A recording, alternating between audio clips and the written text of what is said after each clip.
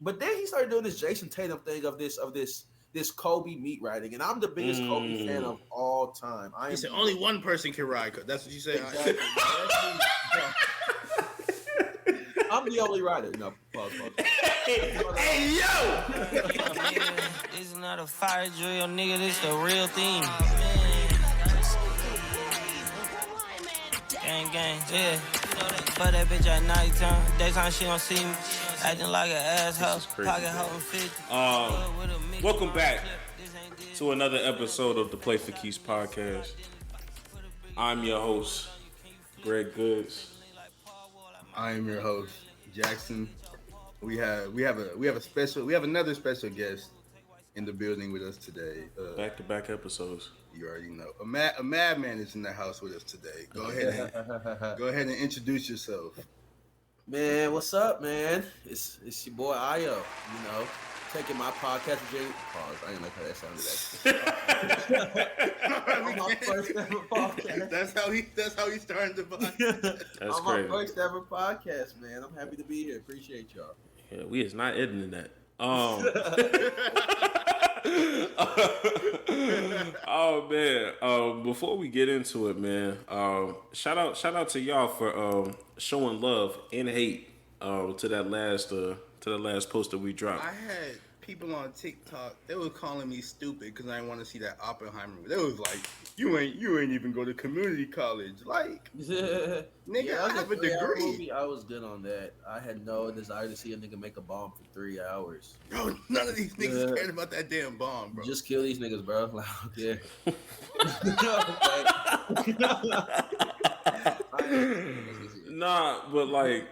Nah, Jax, they still talking. Like, there was a comment today that was just like, I bet this nigga don't even know how to spell Oppenheimer with his dumb ass. I was like, God damn, y'all. I can spell it, but I'm not gonna do it. But just know I can spell it. Oh. They gotta get up their knees for Christopher Nolan, dog. It is insane. Y'all, it's a movie about a bomb. Y'all only like terrorism when the white people do it. Ooh. On that low key though, I just want to say, what a week to be black. Yes. What a week to be black. Man. Shout out Alabama. Shout out Montgomery. Shout out LaMichael Phelps. Shout out all of them. Good. That video warmed my heart. Yo, it was a good day for Black history. It was like our January 6th. I enjoyed it. I wish I was there. Yeah, I'm actually taking swimming lessons now. After seeing that video, I gotta learn how to swim. I gotta learn how to swim.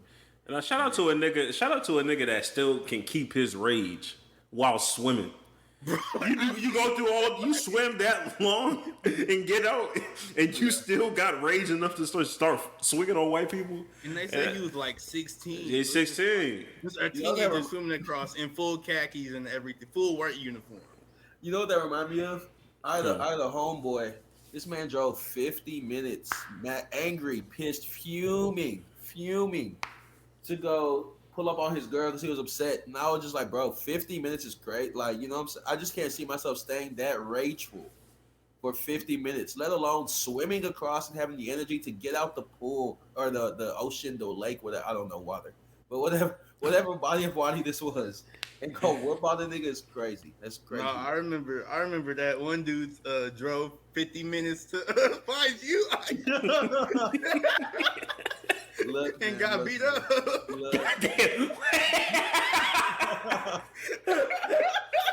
Listen, man. Nah. Why y'all violating? That's crazy. I don't even know who this nigga is. I don't have language. I said, there's no way. There's no way this man is outside my house right now. No, that was wicked work. That was the funniest thing. No, I was so confused. I was like, bro, you leave what? Your school is an hour away. There's no way you came here, bro.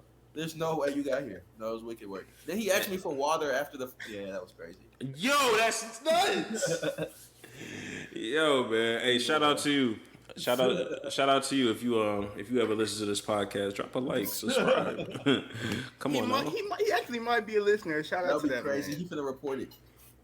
Yeah. So like, did he buy your merch afterwards, or like said like? Crazy thing is, I never. Yeah, no. He after the fight, he was I don't want to say beat up, but he was, gasping for air, and he was like, I can get some water. And I was like, I mean, I guess.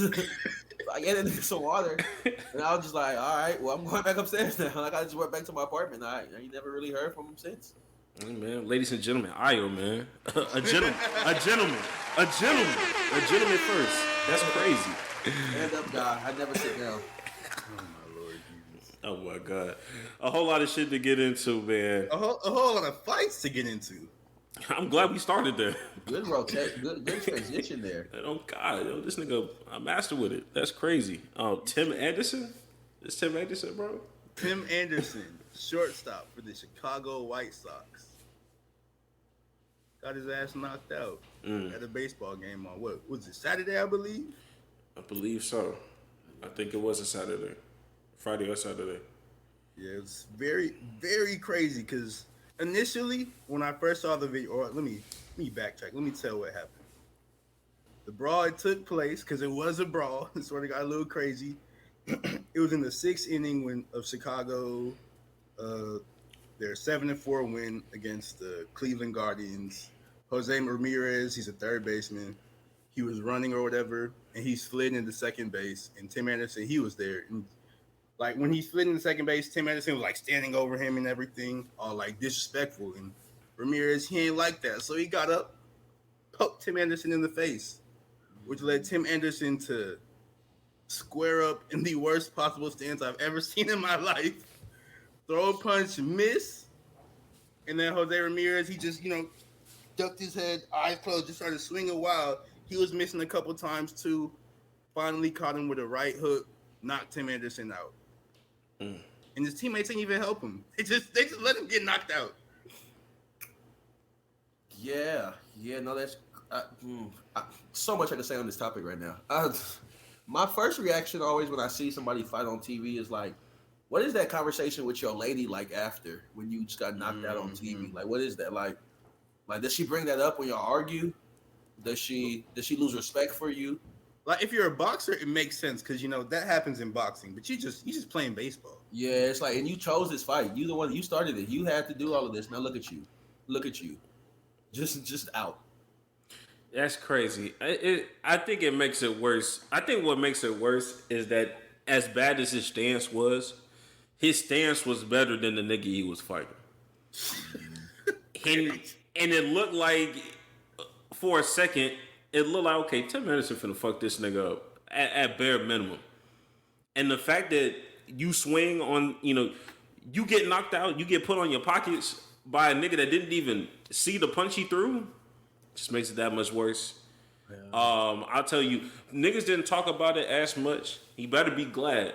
He better be glad that Birmingham Bowl happened the next day.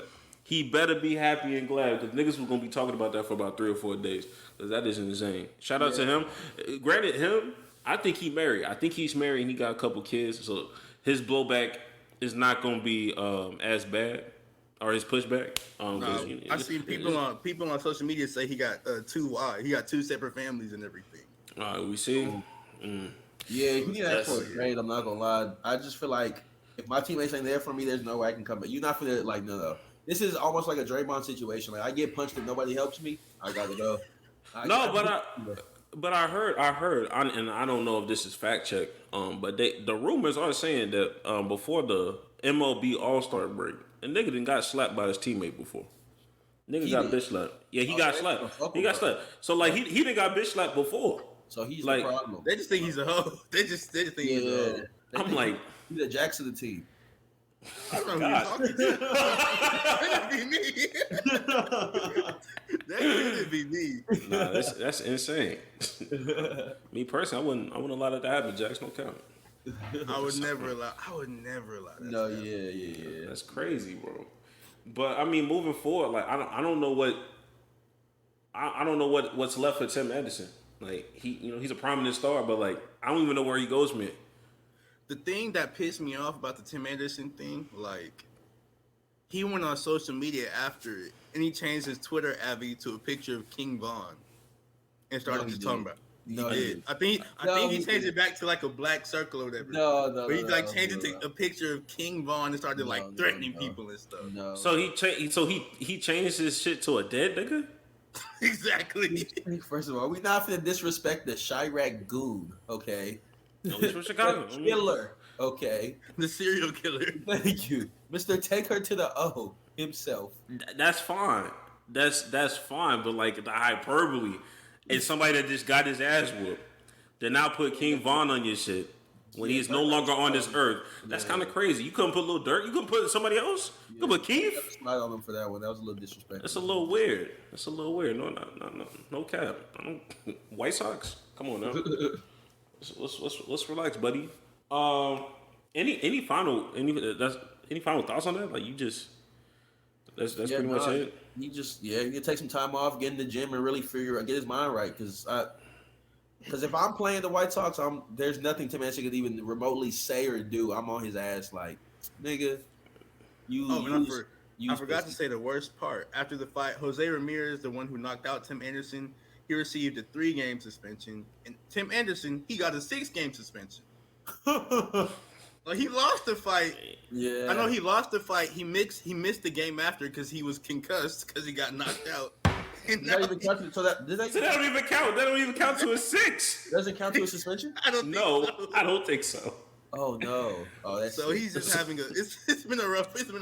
Oh my god, it's been a rough week for him. And that nigga don't even be hitting home runs like he used to. This is not the same Tim Anderson that I got excited for when I played for when I saw like baseball for real. It's embarrassing, man. Baseball fan. You a baseball fan for real? Not really. I kind of have no choice right now. But no, that's fair. I respect it.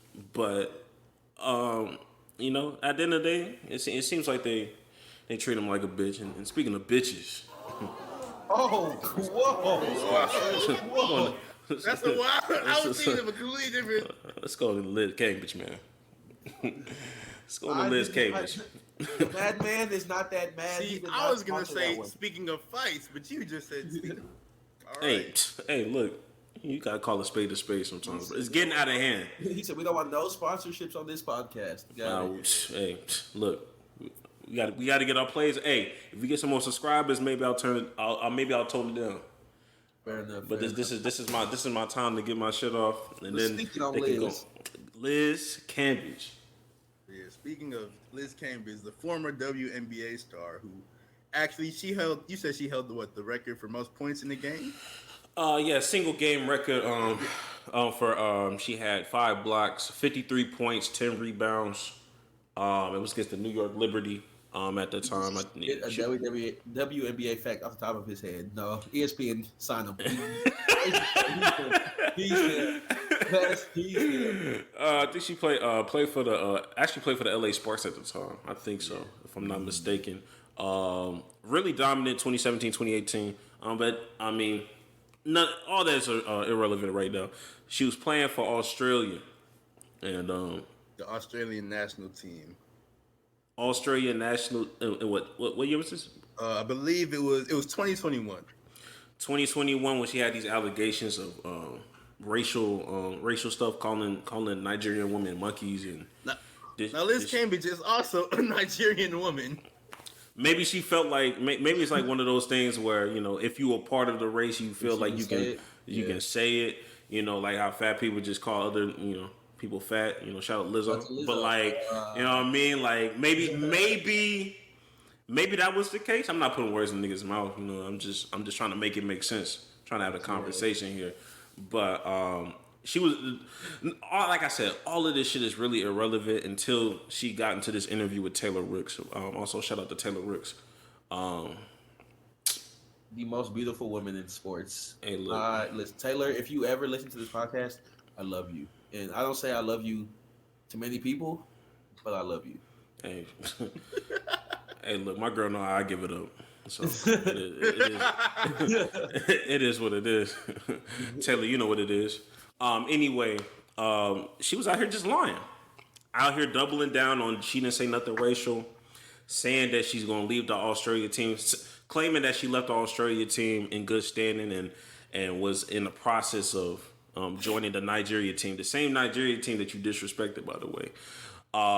Once that interview dropped, whole lot of backlash, a whole lot of women from the Nigerian team just started saying, "Hey, yo, look, she lying. She called us monkeys." That's what I like about the WNBA. Like all the basketball players, like NBA players, they subtweet and everything. WNBA, they would just and they very direct. They'll go and quote the tweet and be like, "You're lying." Like, get the fuck on somewhere. About the WNBA. Yeah, and then after that video resurfaced of Liz Cambage getting rocked, getting her ass whooped, it's really crazy. She's just coming off as a dirty player. I know she had like some mental health issues like 2 or 3 years ago. Started up on OnlyFans. I don't know if there's a correlation there, but I hope she gets better. But it's just like, yo, I don't understand. I don't understand why she's not taking accountability. I know we get into these situations where we always have those memes of women dodging accountability, but like this is the embodiment of somebody just dodging accountability. Jax, I don't know what to really make of this.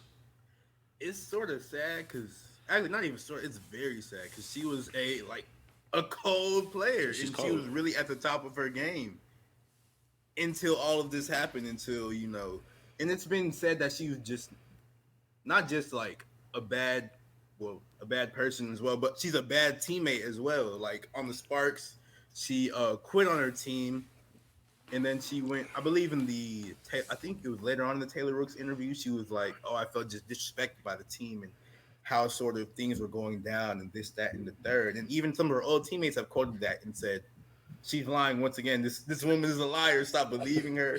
All she does is lie." And then you see the video where she's in the scrimmage or whatever against Nigeria, and she gets knocked. Yeah, she got knocked out. Yeah. And you see like all that stuff started because she posted the video initially to be like, "Hey, see how they treat me, blah blah blah." But in the video, it's clearly Liz is slapping other players in the face. She's she elbowed her. I seen it. She's playing dirty on top of the racial slurs. So I mean, it's no surprise like a player just ran up and knocked her ass out.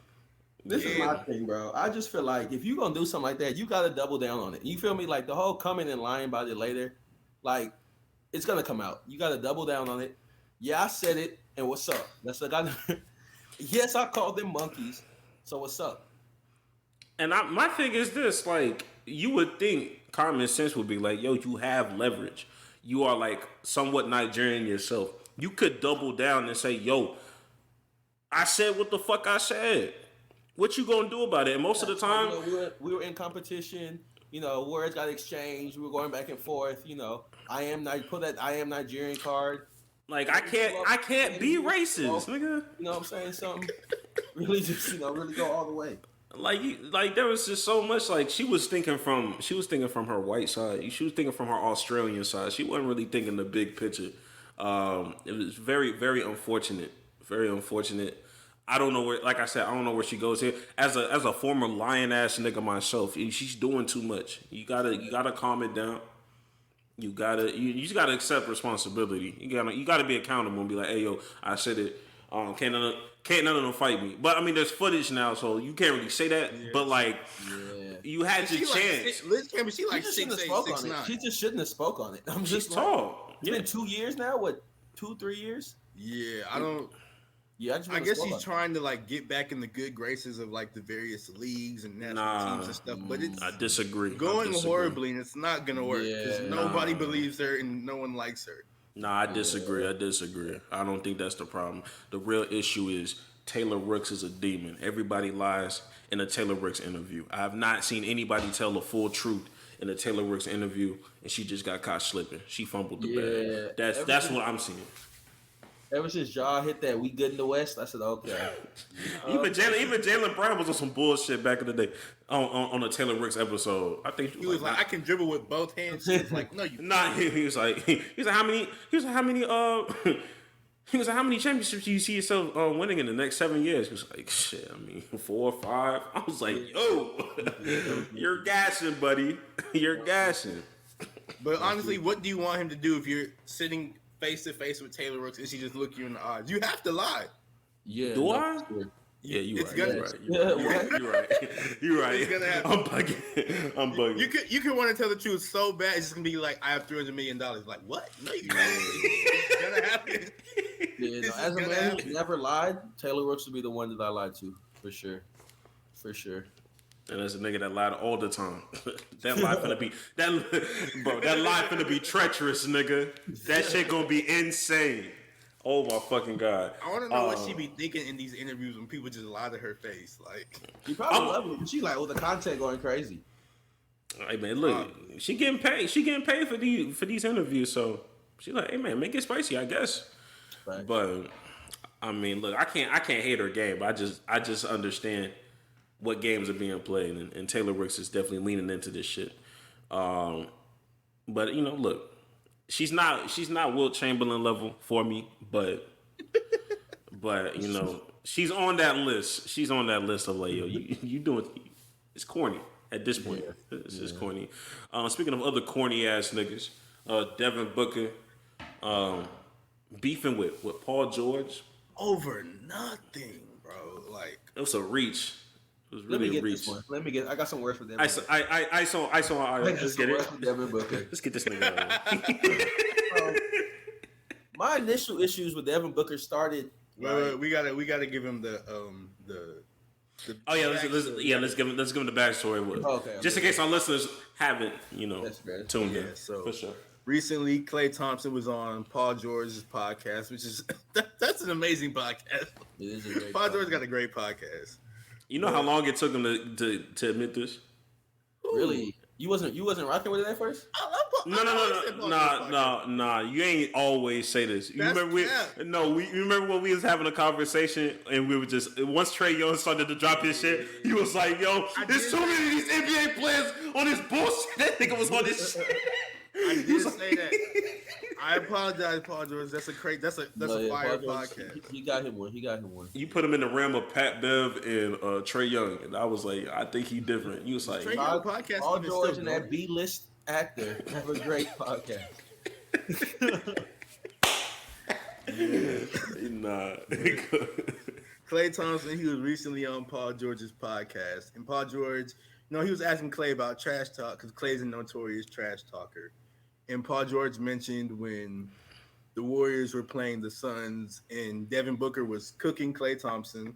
And Klay was like, you know what? Fuck Devin Booker. I got 4 rings. And he, held up the 4 rings and blah, blah, blah. And initially Paul George was like, oh, yeah, that was a good one. But Klay was like, no, I overreacted and blah, blah, blah. It takes a big man to admit that. And Paul George, he agreed and everything.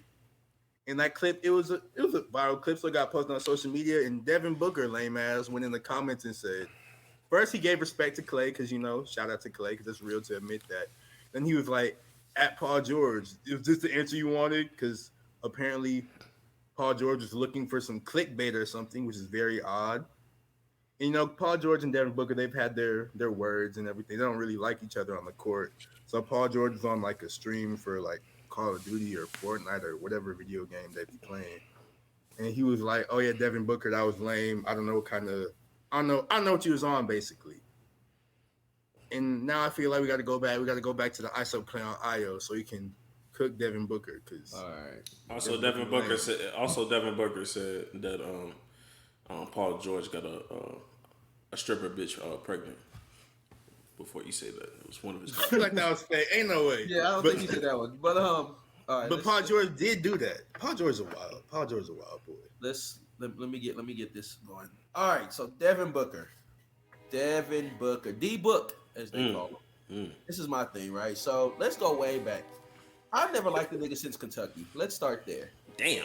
I'm a Duke fan, right? So I'm biased. Devin Booker was coming off the bench on a loaded Kentucky team, right? Cool. Gets to the league. Okay, I started liking him. I'm thinking, he's a decent little player. But then he started doing this Jason Tatum thing of this Kobe meat riding, and I'm the biggest Kobe fan of all time. He said only one person can ride. That's what you said. Exactly. I'm the only rider. No, pause. Hey yo! All right, cool. So he started doing this Kobe thing. I'm like, all right, cool. He gets to the bubble. He goes crazy in the bubble. I'll give it to him. I'm like, okay, cool. Now let's fast forward. I think Devin Booker is one of the softest players in the NBA. I hate watching him trash talk. I don't believe it. I don't think he's hard. I don't think he's like that. I think Devin Booker is a certified bitch. Not like that. If we're being honest, I think he's a great player, but when it comes to that trash talking shit, he's not like that. Then for this nigga to come on, mind you, Paul George did nothing wrong, bro. He asked a regular question. He didn't like. It'd be different if like he tried to cook him. No, he asked a regular question, and this nigga D Book started crying to the internet for no fucking reason. Devin Booker, shut up. Go hoop, bro. That's what you're good at. You can hoop. Go worry about KD and Bradley Beal and figure out how you're gonna make this fucking work this season, because it should have worked last year. It didn't work. So I'm sick of that shit, bro. Like, you're being a light-skinned nigga for no reason. This nigga, Paul George, did nothing to you. Get over it. And if I'm Clay, he should have stood on it. He should have stood on it. Like, yeah, that was a good one. Like, bro, we don't need these political assets. And that's what's wrong with NBA players, bro. Don't come on these podcasts with political answers. Nobody wants to hear that shit, bro. Like Clay, I don't know if y'all watched the full interview, but the whole interview, Klay Thompson was copping pleas. He was, camaraderie. Like, fuck all that, bro. Say that she wasn't fucking with Devin Booker talking shit to you. Like, Strengthen numbers. Just say it, bro. Like, he was talking shit. Told that nigga he ain't done shit. He ain't done enough yet, bro. Like Devin Booker hasn't done enough yet. So leave this nigga alone. But that's really my spiel on it. I think Devin Booker is being way too light skinned and being sensitive and being a bitch, bro. And it's like, you ain't even gotta do all of that, bro. You can hoop. Just stick to that. Now, Greg, I gotta turn it over to you, Greg, as the resident light skinned nigga. Like, why are y'all like this? Why are y'all so sensitive? Let's first and foremost, I always tell you that there's a difference between mixed niggas and light skinned niggas, and sometimes we kind of blur the difference when these mixed niggas get into the limelight and start speaking for light skinned niggas. Chris Brown, it's a light skinned nigga. You know what I mean? This nigga a woman beater, bro. That's who he claims. That's what you want to be. Okay. So would you wait? Okay, wait. Hey, I was going crazy. I was gonna go crazy. No. Finna go crazy. Support all women, please. We support women. Yeah, he a bitch. I don't know what you want me to say, man. He a bitch. I can't defend that. I refuse to defend that. I feel like dark skinned niggas just take this shit a little too far. We get it. Light skinned niggas be doing light skinned nigga things. But we be holding niggas accountable, I think. I don't think there's any light skinned nigga that's like, nah, man, Devin Booker did the right thing. Who was out here saying, hey, you know what? We ride with Devin Booker. Yeah. Nobody's doing that. Because niggas don't like Devin Booker because he's annoying, bro. He is. Yeah. I just want to know when he got like that. Because he's always been like that. I guess he just started getting like, you got money and he started talking more. As he's always been more that prominent in the league, he started getting more mics in like his face and everything, so he got the spotlight more. But it's just because I used to think Book was sort of cool or whatever. I ain't like how he was when he started crying about getting double teamed that one time in like that summer practice or whatever. Yeah, like, that's the downfall. That made me look at him different, and I'll probably look at him different for the rest of his career because of that. But like, he's cold, but he just likes crying. I wanted to ask you a side question though. Do you think after these recent events, I'm starting to ask like myself different questions. I wanted to pose this question to you. Do you think that Devin Booker, his softness, has affected DeAndre Ayton, and this is why we feel the way is this the reason why we feel the same way about DeAndre Ayton? Do you think it just rubbed off on him? Well, I don't think he's passing around softness in the locker room. No. So you think DeAndre Ayton was just born soft and it's just damn. Yeah. I was trying to shoot niggas down. Like DeAndre Ayton. Why you always bring up DeAndre Ayton? I hate like DeAndre Ayton and those two niggas in the NBA that piss me off so because I don't necessarily think DeAndre Ayton is soft. I just think that he doesn't like basketball as much as like the average like NBA player does. I think like, he should be so much better than he is. Yeah, I think he was just happy to get paid, bro. He's like, I got paid, like I'm good. Like I think I don't think it's necessarily a soft thing. It's just like he's just like, bro. I think he's like a Jokic in mentality when it's like I hoop because I'm good at it. I don't hoop because this is my passion. That's what I get from DeAndre Ayton. I think it's one of those things. But like Julius Randle's skill. Yeah. I think Jokic actually likes basketball. He just doesn't like the NBA. He doesn't like America. He doesn't like America. He doesn't like America. He be leaving as soon as he can. He get on the first. Nigga said, "Fuck the parade." Siberia. I don't even know where he from. He get on the first jet to wherever he in Serbia. Yeah, Serbia. Yeah, Serbia. Yeah. Yeah. But moral of the story, Devin Booker, these waffle colored Negroes, bro. These waffle colored niggas is the downfall of the black man. Damn, the whole black man. I agree. Damn. Yes. God damn. I don't have much later to defend on it or stand on it, but I think that moving forward, it's just like it's one of those slow weeks. So you see shit like this, and it's just like. Yeah, it's like it really shouldn't be. All right, nigga, it shouldn't be a story, but you dragging it. It's just like you make it as a story. Speaking of more stories, Richard Sherman joining Undisputed with Skip Bayless. Jax, you know how I feel about this already. You can go ahead, start this shit. So like Greg said, Richard Sherman, he agreed after Skip Bayless effectively ran Shannon Sharp off of Undisputed, which was probably, I guess, First Take was the biggest thing in his career, but Undisputed was that big resurgence that Skip sort of needed because he was gonna fade into obscurity without it. And then he ran off his co-host. He ran off all like the women moderators. He ran all of them off. Then he ran off his co-host Shannon Sharp, and now he's forced to team up with Richard Sherman, who notoriously hates him, for Undisputed. And I honestly, I really wish Richard Sherman didn't do this. I wish Richard Sherman just like. I wish Skip fade into obscurity because I don't like Skip. I truly think he's one of the worst people in sports. I feel like his influence on sports has been a detriment to it as a whole. He's just a gossiper. He doesn't really provide any facts. He offends everybody he's co-host with. And all around, I just like he's probably a good person to like his friends and stuff in real life, but just to sports, I think he's been the worst thing about sports in some time. And I wish Richard Sherman didn't agree to this, but hopefully Richard Sherman just gets on the show and just trolls Skip the entire time, makes Skip hate his life, and hopefully forces him to retire because Skip Bayless is damn near 80 and he needs to stop this shit. All right, I'll go ahead. I'm going to take the opposite approach on this. I'm going to take the opposite. This is my thing. Obviously, I don't think Skip is, he's not. I don't think he's great at what he does. Well, I take that back. I think he is great at what he does because of this. I think he's that villain character that'll keep bringing eyes to the show because whoever his co-host is, you're automatically going to side with them. I feel like Skip is all about saying the things that you're just like, you can't logically think that makes sense. But because of that, it makes you watch his show because his takes are so outlandish and you're going to ride with the person that he's against. Shannon Sharp, I fuck with Shannon Sharp. I think he was great, but I think he was even better working with Skip because Skip was just so outlandish and it was like, nigga, what are you talking about? So I think that, him and Richard Sherman, I think they're going to play off that little beef they had and, kind of use that to kind of fuel the show.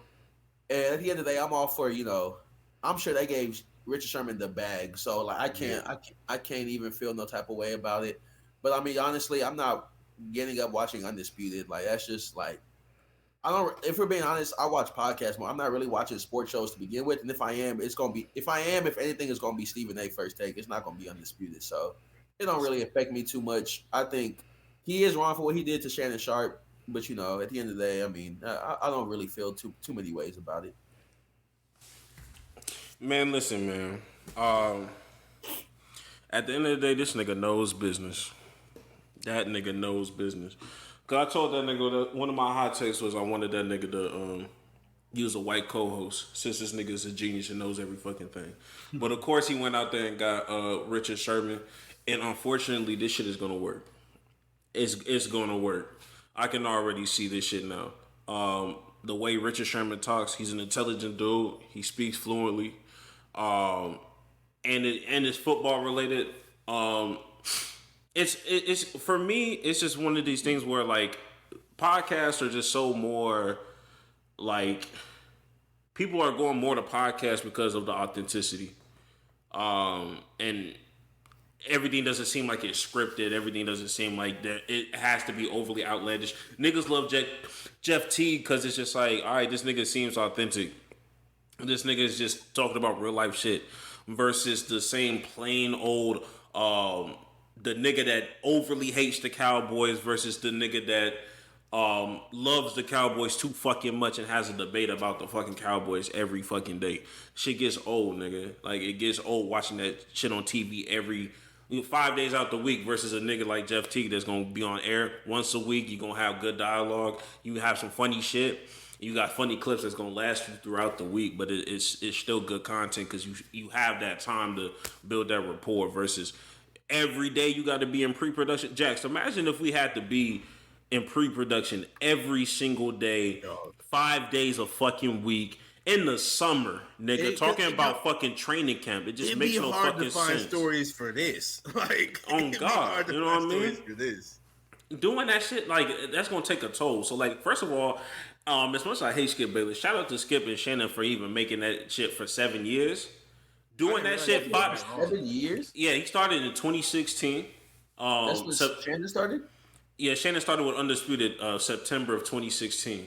Damn. And have been on air ever since. Damn. So to do that shit for 5 days a week consistently for years, hey, look, it was a great run. Shit ends all the time and dies all the time, but Skip Bayless, look, you already know how I feel about it. I don't want to beat a dead horse, but it's just like, that shit gonna work, and then niggas is just gonna overvalue Skip Bayless and be like, yo, Skip Bayless is really that genius that be putting black people on, and it's really not that. It's just a business decision.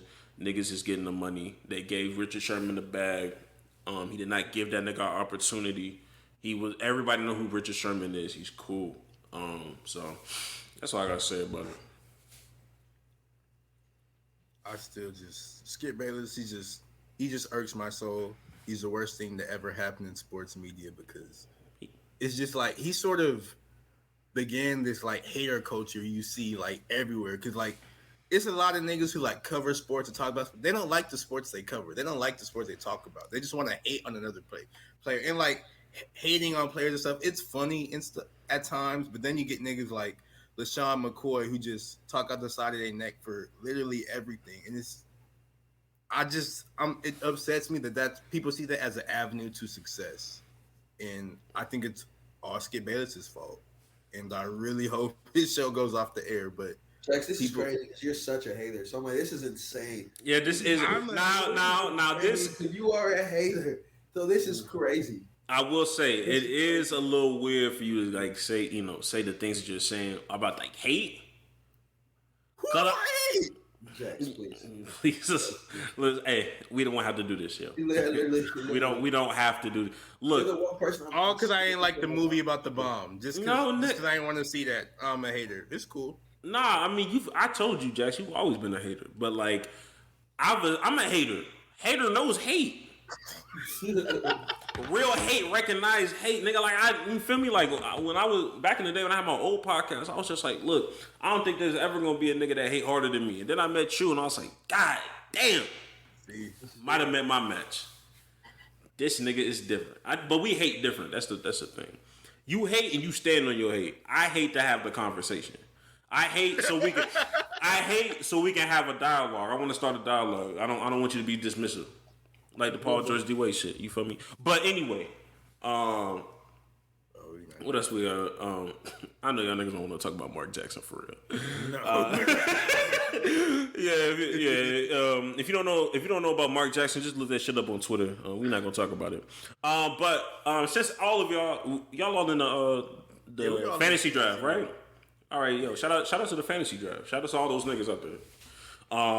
They have the do not draft list. Just dropped about 2 days ago.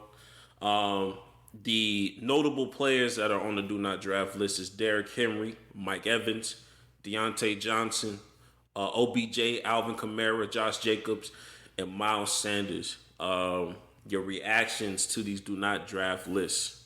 I wouldn't draft Deontay Johnson just because I'm not a big. I think the Steelers. I don't think Kenny Pickett is good in general. Damn. And Deontay Johnson also, he didn't score a single touchdown last year, so I wouldn't draft him regardless. unless I just needed a receiver. And I wouldn't draft OBJ because I just gotta see. I don't know. But all the other ones like Derrick Henry, Mike Evans, Alvin Kamara, Josh Jacobs, and even Miles Sanders, it doesn't really make sense to me because Derrick Henry, he's a top, what? Would you guys agree he's a top 3 running back in the NFL at the very least? Mike Evans, he's a consistent. He literally, I think every single year of his career, he's had 1,100 yards. Just literally every single year. This Hall of Fame receiver. Is Jameis hurt? Jameis is hurt, right? Jameis is quarterback, right? No, Jameis, his quarterback is unfortunately Baker Mayfield. It's Baker Mayfield. You're right. Maybe that's why people have him on the do not draft list. You're right. It is Baker Mayfield. I'm tripping. Yeah, knock that out. Now Alvin Kamara, I'd be a little wary on drafting him because he's suspended for the first 3 games. But you still draft average. If you can get him late round, you don't draft him early. But if you can get him late, you know what I'm saying? You take him. Alvin Kamara's still a dog. Same with Josh Jacobs. If you get him late, just grab him, nigga. I don't know if he's gonna get on the field. He's talking about holding out, and he led the league in rushing last year. He's not finna hold out for real, That bro. nigga not finna hold out. I mean, Le'Veon Bell did it.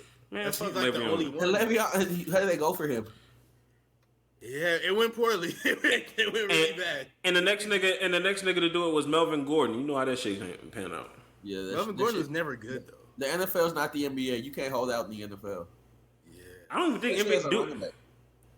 Who's the last NBA nigga to hold out for real and successfully hold out? Like, I just feel like in the NBA you can do it. Like if it's gonna be, oh yeah, you can, but it's just like I don't think it ends well for anybody. Because the NBA, they don't play with them. Like once they be like, nigga, I'm not. They gonna get their money. NBA, you gonna get your money, so it's like there's no need to. But if it's gonna be a league to do it, it's the NBA. True. Like NBA players, they can sort of enforce their will. Like even with like the Dame thing and the James Harden, like you can force a trade somewhere. Yeah, in the NFL, you can't do that unless you're a quarterback like Aaron Rodgers. And even then, it was tough. Very, very long and difficult process to get to the Jets. Hey, hear me out though. I believe in OBJ this year. I know he ain't got no ACLs or whatever, no knees, whatever it is, but I believe in OBJ. I think OBJ and Lamar, I think they gonna make it work, bro. I feel like Lamar wanted him there. He don't want him there not to throw him the ball. He gonna get the ball to OBJ. I wouldn't draft him early, but I think OBJ gonna have a solid year, bro. I think he gonna have a solid year. He gonna solid. You think he's gonna crack 1,000? Who is? Because what's the Ravens don't have Marquise Brown, right? They don't have Hollywood. No, they drafted Zay Flowers though in the first round. He's like a Marquise Brown type, except he has better hands, honestly, and he's a little bit quicker.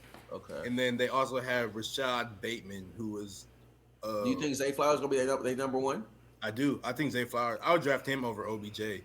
Well, I mean, don't say. Pretend I didn't say that because y'all are in my fantasy league, so pretend I didn't say that. I'm drafting Mark Andrews over all them niggas, but Mark Andrews is way too inconsistent. Yeah, honestly. But no, I think OBJ gonna have a solid year. I think what I'm saying. I think he obviously staying healthy is gonna be the only thing. Obviously, that's a huge thing. Best ability is availability. Shout out, Stephen A. right there. But I think OBJ gonna have a solid year, bro. But I believe him. I just want OBJ to be good, bro. I just want OBJ to do good. He started off his career so amazing, and then it was just bro. Injuries. And I want him to be good so bad. Yeah, once he left New York, it was just kind of a little slippery slope. When he played last year, he wasn't bad when he was playing. Oh yeah, I'm thinking like if he never got hurt in the Super Bowl, he was for sure gonna win MVP. I think he was like there was like a quote going around or whatever, and somebody asked him about that, and he was like, if I was able to still play in the Super Bowl, I would have had 15 catches and 250 yards. I would have been the MVP of the game.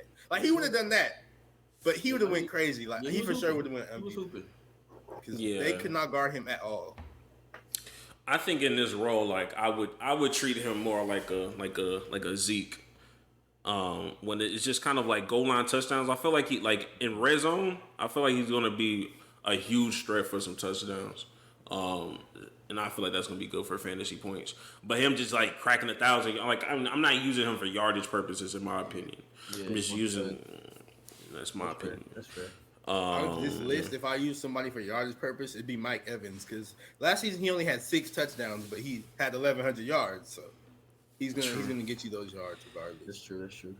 Yeah, I mean Derrick Henry. I mean, the only thing about Derrick Henry is that nigga be starting out slow as fuck. Like that nigga just his numbers don't come until like week 5, week 6. So them first 4 weeks. Once everybody gets tired of tackling him, he goes. Hear me out though. Didn't they just pick up D Hop? Yeah, they picked up D Hop. That's gonna help him out a little bit. It's gonna help him out a little bit because I feel like the thing with Tennessee is, bro, they run like you know what they're doing. Like Stack the box.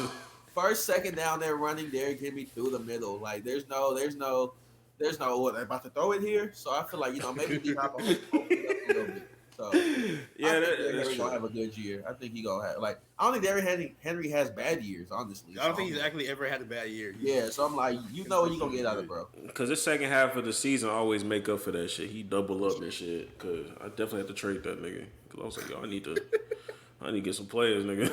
Niggas that can ball. What else do we have here?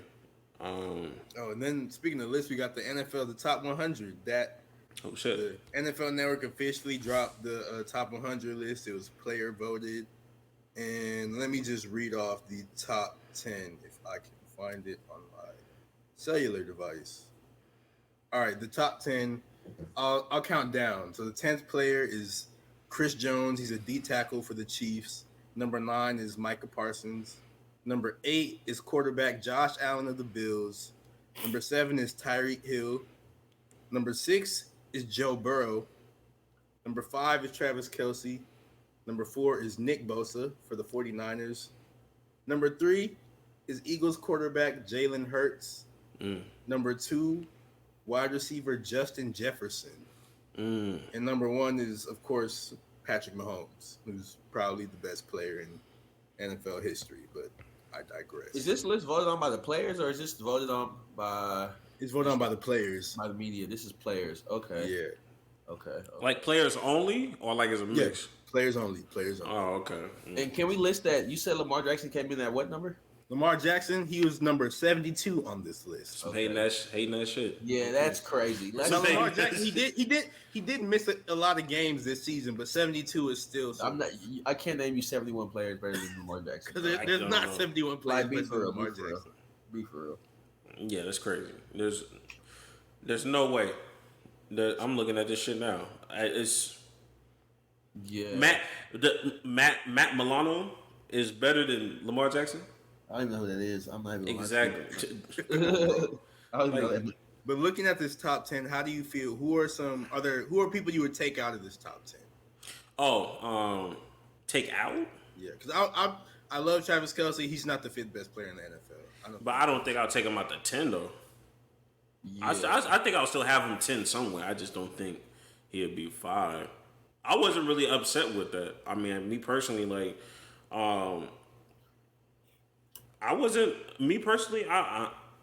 Joe Burrow is where I think Joe Burrow is over Jalen Hurts in my opinion. Jalen Hurts is I don't think a little too high for me as well. Like last season was great for him, but I'm not. Jalen Hurts is for sure recency bias, but I also don't think I'm not saying Joe Burrow is the second best quarterback in the league. Like I'm just, bro, no. Like I can't tell you why I say that. I can't necessarily tell you why, but just off the eye test, bro, I'm not giving Joe Burrow second best quarterback in the league. Like I can't do it to you, bro. I'll take Hurts over him. I'll take Josh Allen. You take Hurts over Burrow? I'll take Hurts over Burrow. Me and the NFL players will, nigga. Hating ass nigga at his finest, man. I damn near take. Do you want Lamar or Joe Burrow on your team? Lamar. I think Lamar's the second best quarterback in the NFL. Okay. Lamar. My thing is, I'm definitely putting Joe Burrow over Josh Allen and Jalen Hurts. That's just me.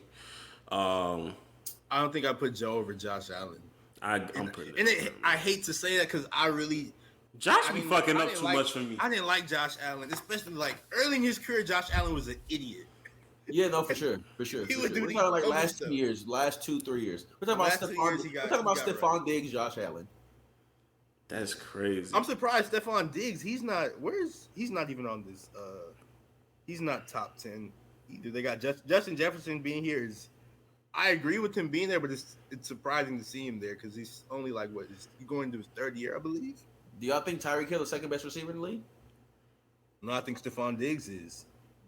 And Stephon Diggs, he was number 16 on this list. Okay. Okay. That's not. It's not horrible. It's not not too bad. horrible. It's not too bad. And I'm not mad at people putting Stephon Diggs over Tyreek. But I don't. You mean Tyreek over Stephon? Or? Like you saying, like you think Stephon is better than Tyreek. Yeah, I'm not mad at that. I'm not mad at you like switching it out. But at the same time, like they're close enough to the point where I wouldn't give a fuck who was over who, in my opinion. Like, where's Jamar Chase on y'all wide receivers list? Where y'all put Jamar Chase? On like my personal list. Yeah. Do you think he? All right, let's start easy. You think he's a top 10 receiver? Yes, 100%. Absolutely. You think he's a top 5 receiver? Absolutely. I think so. Absolutely. Okay. I think he's 3. I think he's top 3. Me personally, I think he's 3. I think I'd give him 4 or 5 because I think I'd go Justin Jefferson, Stephon Diggs, Tyreek Hill, Devontae Adams. No, I go Jamar Chase then Devontae Adams. Hell no, this nigga here. I'm not really big on Devontae Adams. I'm not big on Devontae. Not no more. I'm good on this shit now. Last year he played with the Raiders and they sucked. So nigga played with Derek Carr though. That's true. That's a solid quarter. That's a solid enough quarter. Derek Carr was benched last year. They didn't like Derek Carr last year. That's cool. Who was the backup again? I'm keep forgetting. It was a bum. I don't remember. I'm not gonna hold you. I don't know, but Jamar over Devontae for sure. Yeah, I'll take Jamar over Devontae. Okay. I'm not mad at that. I'm just personally, I think I'd have Devontae over. Yeah. And overall for me, I mean, I'm not really too upset with the top 10. It's cool. I feel like my biggest thing is they disrespected the fuck out of Lamar, but I mean, hey, that's cool. That's cool. Don't worry about it. You know what I'm saying? Big Trust's gonna take care of it.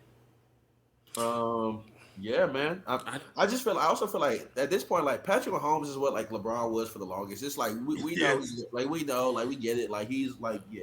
Like, I don't think it's like, bro, we can't give him the MVP every year. Like, come on, bro. Like okay, nigga, damn, like yeah, type shit. All right, bro, like you. But what else you want us to say? Like yeah, type shit. You hear type shit. Yeah, like at the end of the day, all these lists. They never do a good job anyway, so I just kind of take them at face value. And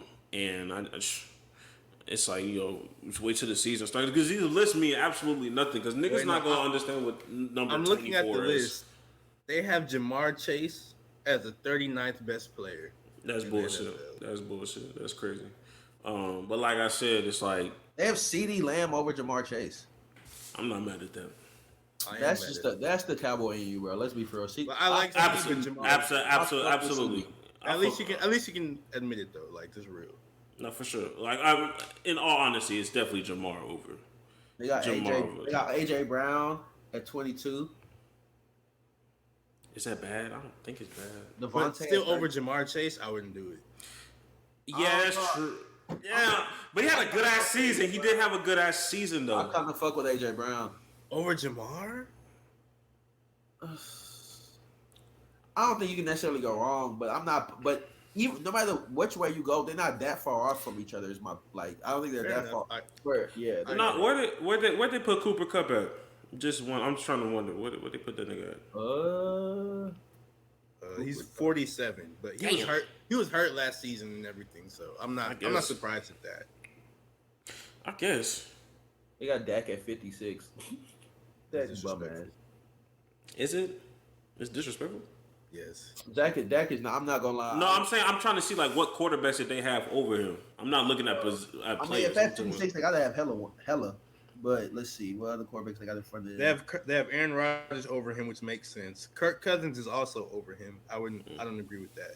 They have Kirk Cousins at 42. They got Justin Herbert. Okay, cool. I think Justin Herbert is incredibly overrated. Yeah, I don't think he's that great either. But I mean, I can't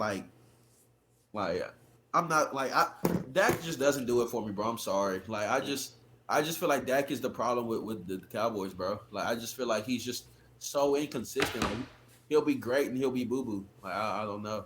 It's like a coin flip with this nigga, but it's just like my only pushback is like who you gonna replace that nigga with? Yeah, no, you can't though. Like it's hard. He's good enough as a quarterback to be like, this is our we're not gonna lose our franchise quarterback. He's good enough, but he's not good enough to be like he gonna bring me a Super Bowl. In my opinion. I think a lot of times he gets hurt a lot. at the wrong time he gets hurt. He's been making some horrible play. Like somebody's throws, just be like, "What the like?" You can't overthrow a receiver that bad. Like you can't, bro. Or underthrow. It really be him underthrowing receivers. And then last season though, a lot of that like it was crazy the amount of tipped. Like I've never seen anything like that in my life. Oh yeah, tipped interceptions. I've never seen that before. Yeah, I don't know what it is. I don't know what that. Maybe it's the way he throws the ball. I don't know, but I've never seen nothing like that in my life. Man, but yeah, I mean, for Dak, it's one like me personally. I think he has the talent to win a Super Bowl or be a part of a Super Bowl winning team. Need to happen this year. Hey, nigga, that nigga ain't got too many more years to get this shit done. So yeah, at what point do you blow up the Cowboys and be like, all right, bro, we gotta. I think that's their problem. They don't never blow shit up. When the last time they blew this shit up for real? Not have like a disappointing season, but like truly say, hey, we gonna rebuild this shit. They haven't because it's never. They just transition like. It's been working though. Not working hard. They haven't got to the Super Bowl, but like as far as having like solid teams, it's been working. Yeah. I guess. I mean, it's the Cowboys at the end of the day, so like they're always gonna be relevant. But y'all just need to make a big free agent. Y'all just don't make free agency moves. Y'all just rely on it. That's my thing. Y'all just go rely on the drafts. Y'all don't make no big moves in free agency. Like I don't pick up. Dallas does draft well, but yeah. And they also Dallas never has money. They paying niggas. Yeah, what the fuck? Y'all gave except for y'all gave Zach Zeke Martin. 40 acres and a mule. They fucked up the whole market, nigga. Literally. Wait, who's your team? Houston? Don't ever know. Oh, my bad. It'll be fine. I don't really have an NFL team. I just enjoy football. I don't really like. I never grew up with a team. Like I played the closest was the Saints growing up. My older brother from New Orleans, so he was always had the Saints. But I never really just have a team for real. I just fuck with like players type shit. Okay. Yeah. I can see that. Any last NBA shit you want to talk about before we get into these hot takes? Oh, I got an NBA hot take actually. Go ahead. Shit, shout out to Jeff Teague podcast. I seen it on there, but Stephen A was on Jeff Teague's ass because he was saying that he would put James Harden over Dwayne Wade all time. Oh, sir. And his reason was he said James Harden by himself, so on the Rockets, and then you put Dwayne Wade when he had nobody. He was like, bro, he couldn't compare to James Harden. You gotta think James Harden was averaging 35, 4 or 5 years in a row. Nobody on his team.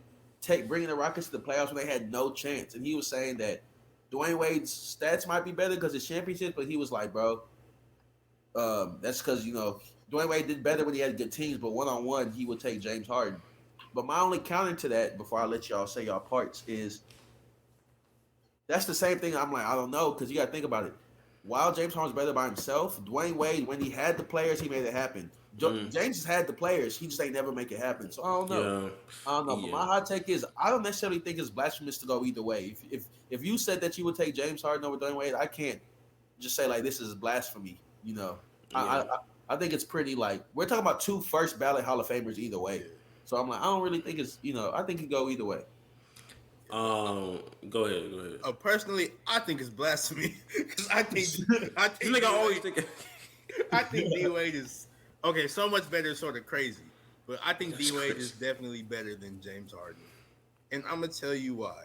Because D Wade, I saw the Jeff Teague clip or whatever, and he was like, one of the things he said was, James Harden, his influence on the game has been crazy. Everybody trying to hit the step back and blah, blah, blah, and play like him. The thing is, nobody can really play like D Wade because he was just an amazing, like, if you see, he was like, there's no 8-year-old kids trying to play like D Wade. And it's true because no 8-year-old kid could dunk from the free throw line. Like no 8-year-old kid can do no crazy stuff like that. I think D Wade, his ability to impact the game in different ways, especially on defense, is sort of what set him apart. I'll give you defense. And I think him being able, like you were saying, him having the players and being able to win shows he's a little bit better as a team player than James Harden, which I think goes a long way because James, he'll run up the stats and everything, but the way he plays, it's sort of a ball-dominant style, and it's very, very hard for people to adjust to. Like, Chris Paul had a little bit of trouble adjusting at first. Russ had trouble adjusting at first. Even niggas like Dwight Howard and, like, he sort of had trouble adjusting at first. And it's crazy because Dwight Howard, he's not a ball handler, so he didn't really need the ball like that. But, like, James, just the way he plays, it doesn't really lead to winning basketball. And I believe, I think Kobe actually said that in an interview one time. He did. But D Wade, he's able to take that step back and let other people lead, and I think that's sort of one of the qualities that makes him a better player. And then you can't really compare stats between D Wade and James, because James, like I said, he's gonna have the bigger stats because he's more ball dominant, and also towards the end of his career, D Wade's last, but 3 years was they weren't needed. Absolutely terrible. Yeah, he should have just retired. They weren't needed. He went to the Bulls. He went to Cleveland. He should have never done that. Yeah, I don't know what he was thinking. It wasn't needed. That's fair. Yeah, I think me personally, I think that he kind of used the same logic that Paul Pierce was trying to use to defend his case on how the gap isn't as big between him and D Wade, by saying if you take his individual and my individuals without the superstars, the conversation is a little bit closer, and most people are still gonna pick D Wade over Paul Pierce. But it's it's not as big. That's where I think they're trying to do it with James Harden. Me personally, I'm biased, so I'm gonna say James Harden. But I mean, nigga, fight. What you mean? What you going? What? Who cares? At the end of the day, they first ballot Hall of Famers. It's really nitpicky at that point. It's just kind of nobody gonna disrespect James Harden by saying, no, nigga, that's fucking crazy. It's just I mean, are you just counting the championships, or are we looking at the overall product? Because who the fuck was sidestepping before James Harden for real? Let's be honest. And niggas was step back. Niggas was hitting step backs, but niggas was not hitting sidesteps like this. At a very high volume. Into this nigga, James Harden was going crazy with it. So niggas wasn't Euro stepping before D Wade. You said what? Niggas wasn't really Euro stepping like that till D Wade did it. I thought Ginobili was definitely doing that, though. Yeah, he was the Euro in the Euro step. Yeah, he was the Euro. He's not even Euro step. He's not even European. First of all, that nigga from Argentina. This nigga love saying that. This nigga's two pies in a row, nigga. Manu brought the Euro step to the NBA. Then D Wade, he sort of took it over. Revolutionized it. That's true. Yeah. But look, hear me out, because you made a point. If we think about it, though, James Harden not winning with superstars, if we be honest, let's think about it. That's kind of crazy. One of them got stopped by a super team in Golden State with KD. That stopped the one of them in Houston. The one in Brooklyn didn't last, so he didn't even get a chance to win with them. They should have won. If KD foot was smaller, they would have won the championship. Exactly, so they didn't even get a chance for real. And then you got him in Philadelphia for one season, and Joel Embiid. I don't know. They're not gonna win. So I'm realistically speaking, he didn't win with these teams, but it wasn't just he just went out there and pooped it. There was something. He faced the Warriors. He faced the Warriors with KD in Houston, right? Yes. Yeah, with KD. With and without. So he and Chris Paul got hurt. He never really got a chance in Brooklyn when they had their big three. And then Joel Embiid, come on, bro. So realistically, even when he lost with his superstars, it wasn't just like some crazy revolutionary, oh, how the fuck did he not win? There was always something. But I'll say all this to say I probably would still choose D Wade. However, I don't think it's the way Stephen A. Smith was coming at Jeff Teague, Jeff Teague said some crazy shit. I'm just bro, it's not that crazy.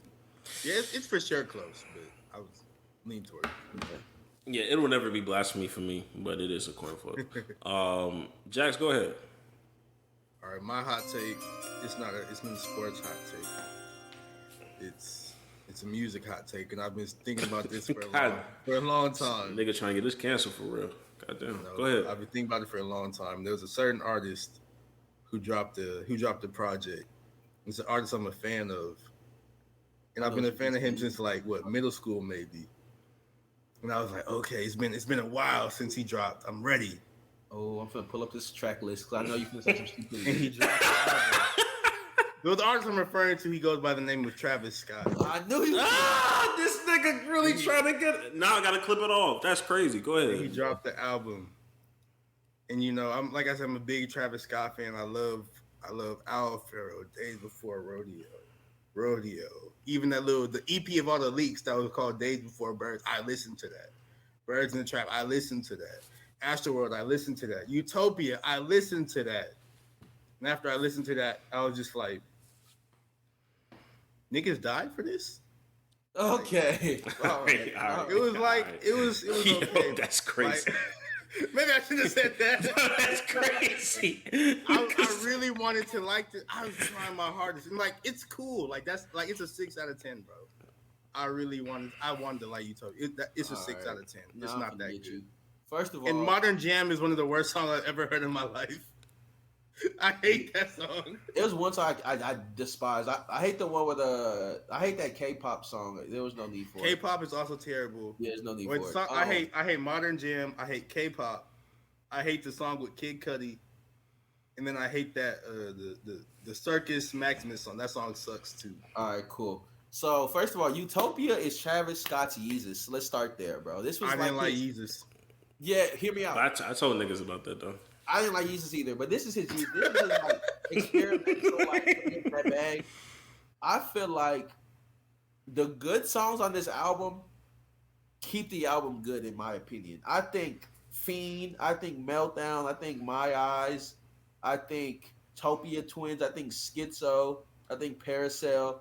I think the good songs on this album make the album still a good album. I will say Travis Scott albums, I'm used to 80 to 90% bangers. I'm used to, I'll give you that. But I think this is one of those albums where you be like, this is just a work of art. Like it's one of those albums where you're like, this might not be every song is like some shit I'm bumping in the car every day, but like I can see the work of art in the album. And this I am a Mo City nigga, so maybe I'm biased because this nigga's from like down the street from me.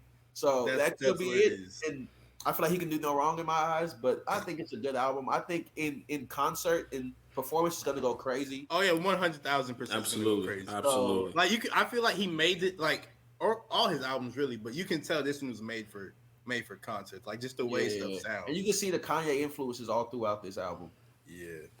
Even though I'm not the biggest Kanye fan, but overall, I think it's still a good album. I wouldn't say 6 out of 10. I'd give it a 7.5. You know what I'm saying? A little 75. You know what I'm saying? Like you passed the class, you got a C. Your mom might not be the happiest with the grade, but you got the C. You got that C. You making that next. Yeah. You making it. Wait, hold on. Give me a sec. Y'all keep talking. And also, that Beyonce song, like I like Beyonce. That was a Renaissance throwaway. That was a Renaissance throwaway song. Yeah, I was like, that song should have been on Renaissance. I don't know why he put that song there. You get a feature with Beyonce, you put it on your album, no matter what it sounds like. What? That's Beyonce gives you a song, that's true. you put that on your album, no matter what it sounds like. Yeah, but man, I did not really enjoy this album. I think it's his worst solo project. Not to like call it, like I said, I'm not trying to like call it trash. I'm calling it mid. Mid is different. Yeah, I mean, it's definitely his worst solo project, but I mean, his solo projects are great. Like exactly, so it's not really an insult. Yeah, no, I can get it to you. But Travis, you can do no wrong in my eyes. Shout out to Mo City. So you got a Jenner pregnant, so you're winning when it comes down to it. I mean, yeah, you're not wrong. When it comes down to it, he's a winner. He's a winner. Oh. That's a bad. What I miss? Nah, shit. We was wrapping that up, but you can really give your hot take. All right. It's gonna be light. Nothing too crazy. I don't think. Well, this is my hot take. I don't think.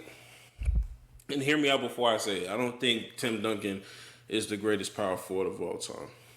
I think that he. You see, look at it. But he's square. He not a hating ass nigga. He just so dismissive. So dismissive. My fault. Me personally. Let me see you cook. He's played more center than he's ever played power forward in the NBA, in college, in high school.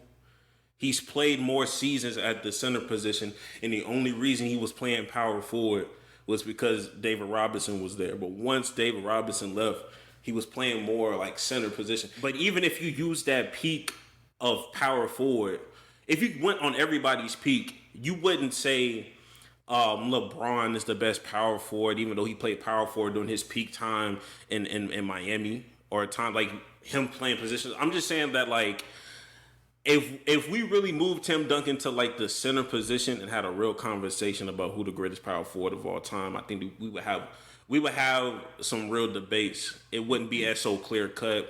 And then ranking Tim Duncan against other centers, it would be a little bit more difficult to rank him amongst great centers because centers is just kind of crazy. I'm willing to kind of get off of this hot take though. Like I'm willing to be convinced otherwise though.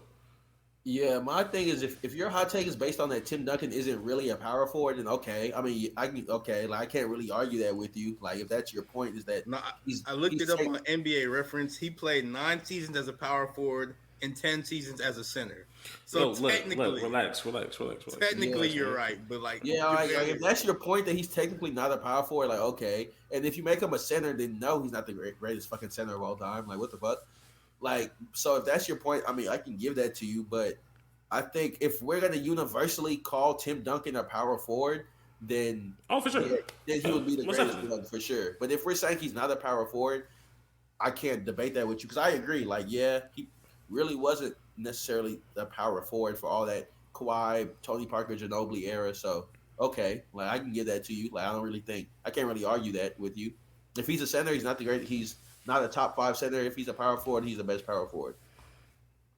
Yeah, I think he's like the true definition of power forward / center. Yeah. Like he's the very true definition. I mean, yeah, we just looked up 9 seasons, 10 seasons. So yeah. That's crazy. Yeah. And that's crazy to think about. But it's just kind of like once you move that, it's just kind of like who really is the best power forward? If you was to move Tim Duncan out the way, like who really is the best? Kevin Garnett. That's who. Damn. Minnesota Kevin Garnett. Okay. I think it's Charles Barkley. It's like you have. There's a lot of people there now. It's like you have Charles Barkley. He was 6'4" doing this. He was 6'4". It was crazy. You have Dirk. You have other like power forwards. It's a lot. It's a lot more complex. It's just so easy to put Tim. Like if you put Tim Duncan there, it's just an easy answer. Yeah. But as soon as you move that nigga out the way, that power forward conversation gets a little. Where do you put Giannis? You know what I mean? Like. There's a lot to be desired with that power forward list, and I wish I would have had this conversation. I wish I would have brought this shit up to Tunde last week. That would have been crazy to see where his mindset was. But I'm gonna send him this clip anyway. But it's just like, and even on the center, it's like I don't even know what if you ranking centers against Tim Duncan. Like where would you even put him? He's not top 3. Maybe not top 3. He's top 10. I mean, he's top 10. Center. He's top 10 for sure. But like. Where does Jokic on that? I'm not even trying to switch conversations, but where do you put Jokic right now in centers? Just with what he's done so far. I feel like he's top 10. Yeah, he might really be top 10. I feel like he's top 10. It's gonna be hard for me to like not put him up there. But even when we was talking about like great centers, like I have Hakeem like 2. You got one, Shaq? Yeah. Okay. And I really wanted to put Hakeem over that nigga, but it's disrespectful. But like, I feel like niggas just do not talk about Hakeem Olajuwon enough for me. So it's because he's not like out with it. Like he's not like publicly known like that, like Shaq and Kareem and stuff like that. Like niggas don't be seeing Hakeem places. True. He be vibing in Houston. But yeah, that was my hot take. That was. Yeah, that motherfucker's a little lukewarm, but I feel it. It's very. You know what I'm saying? Like it's not crazy. It's a technicality take. It was a mild take. It's like technicalities. Okay, that's fair. Like I said, yeah. Other than that, it was gonna be like that NBA buzz shit. But I'll say that for another time because I don't think Anthony Bennett was the biggest NBA bust of all time. But that's not even a hot take for real. Yeah, who you gonna say? Kwame Brown? No, I'm just saying, like from a team perspective, like if a team drafted you higher than what it was really supposed to be, like is that really a bust for real? No, nobody thought he was gonna be number 1. Nobody thought he was gonna be number 1. That nigga was averaging like. Wait, who else was in his draft? Nerlens Noel, Ben McLemore. Giannis was in that draft, but Giannis wasn't good or whatever. No, Giannis was in that draft, but nobody was talking about Giannis for real. Not Jaleel. I don't think Jaleel was in that hoe. But Jaleel? No, he wasn't. Nah, he wasn't in there. But Nerlens for sure was in there. Otto Porter was in there. Otto Porter didn't go first. Huh? Nobody crazy. Nerlens went first in his draft. Who went first? Nerlens. He didn't go first in his draft? No, he did not. And Anthony Bennett went first in his draft. Anthony Bennett went in the draft. But it's just like I don't really blame players for being picked super high. I would never call Daniel Jones an NFL bust if he was just fall off a cliff right now. Because who the fuck was going to pick that nigga number 6 overall in that draft? Nobody had that nigga past the second round. Niggas did. There's no way they had him number 6 though. That's crazy. They had niggas had him over Dwayne Haskins and all them shits. Yes. I wasn't listening to I wasn't listening to the same media. I wasn't listening to the same media you was, bro. That's crazy. I'm dead ass. I was like, why do niggas think he's good, bro? They love that quarterback coming out that school that nobody really knows. Like they love that quarterback. Like that's like the nigga from Zach Wilson. Like they love that quarterback that just be like, oh, I have no clue why they drafted Zach Wilson. Every other quarterback was better than him. They love drafting like those white football players that belong to basketball schools. It's like for what, nigga? Duke, Kentucky. Jones, his nickname is Vanilla Vic. That's crazy. But I've heard niggas say that. That's crazy. I hear niggas say that all the time. It's the show right now. It's been real, y'all. Thank y'all for appreciate y'all for tuning in. That's so crazy. Oh shit! But any final words before we let you off? You wanna plug your shit in, or you wanna have any socials you wanna let niggas follow? For having me, ain't no problem on the podcast, man. If y'all fans, if y'all rocking with me, follow me. Africa2_best. Special announcement. I'm gonna be back. For those asking, I'm gonna be back in the clothing market very soon. Dropping new clothes. You've been waiting on that. Yeah, man. Maybe we're gonna have some Mad and some collab merch coming soon. You never know. But yeah, I appreciate y'all for having me, man. And shit, that's it on my end. I'm finna go hit the gym. You know what I'm saying? Get swole on these boys. Hey man, we love the progress, man. That nigga Jack's always been mad. That nigga always mad, bro. That nigga can't never stop being mad, bro. That's crazy. You know what I mean? Really in his veins for real. Jack, see the last words. It was another great podcast, another great episode. All y'all need to leave me alone about that Oppenheimer thing, because I'm not taking it back. And y'all are probably gonna be mad about the Travis Scott thing. Leave me alone about that as well. Follow the podcast. Don't just like our stuff on TikTok and all that. Like, follow the podcast. Let's get some traction. And if you guys disagree with anything we say, leave a comment and blah blah blah. Don't be calling niggas names though. You can do that. It's cool. Nigga trying to say I didn't have no degree. That's disrespectful. That is disrespectful. I'm a college graduate, with honors. So you already know. They gonna call it a bubble degree. You graduate 2020. No cap. You got graduate in 2020. They finna call that a bubble degree. No cap. That's crazy. That's really what it was. Nah, that was that crazy. First semester with when we didn't come back from spring break or whatever, and I would just be in class or whatever in my apartment. I be making breakfast during class, bro. I would not be paying attention. Yeah, but I still got that degree. That was a wild time, bro. And look at you now. You out here, spitting hot takes. Them hoes is hot. With a job in my field. A difficult field too. That's crazy. I hate this. I hate this fucking field, bro. Can't stand this bitch ass field, nigga. This shit is insane. But like I said, tell a friend to tell a friend to tell a friend. This is the Play for Keys podcast. It's been real. Make sure y'all leave a like and follow and comment, collab, all that shit, man. Interact with the stories, the whole shebang, honestly. And with that being said, I said fuck Will Chamberlain last week. It's fuck Liz Cambage this week. I don't know who's gonna be next week. We'll find out very soon. But I'm the hater. I told you I hate, but I hate to have the conversation. You know what I mean? I'm here to start a dialogue. You know what I mean? But without further ado, this has been real, and we'll see y'all next week, man. Next week. Look out for a bonus episode, by the way. It's coming to you near a place near you.